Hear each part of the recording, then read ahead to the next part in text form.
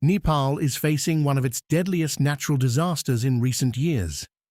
On Wednesday, August 26th, a catastrophic flash flood struck the mountainous region of Nepal near the border with Tibet, sweeping through villages, roads, bridges, and major infrastructure with terrifying speed.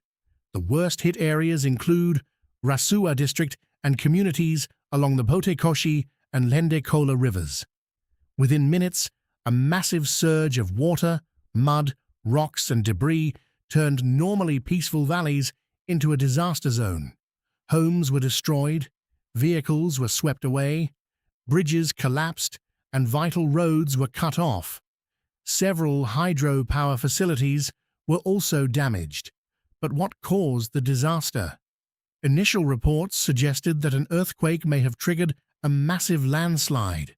However, the United States Geological Survey later clarified that the shaking initially detected in the area was actually associated with a powerful landslide.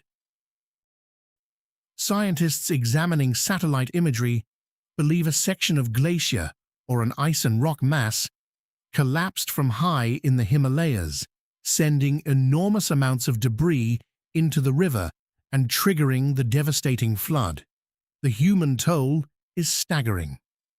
By Thursday, Nepalese authorities reported at least 157 deaths, while additional deaths were confirmed on the Tibetan side of the border. Hundreds of people remain unaccounted for. Many of those missing are foreign tourists and pilgrims traveling toward Tibet, including groups heading toward Mount Kailash. Among those missing are citizens from India, Britain, the United States, Australia, Malaysia, South Korea, the Netherlands, and several other countries. A 32-member group from Kolkata traveling toward Kailash Mansarovar was also reported missing after losing contact during the disaster. Rescue teams are now racing against time.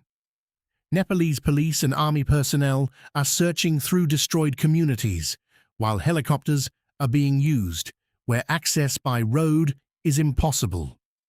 China has also deployed rescue personnel, and international organizations, including the World Health Organization, are supporting emergency medical operations. The full scale of the tragedy is still emerging, and with hundreds still missing, Nepal's Himalayan disaster has become a desperate race to find survivors before it is too late.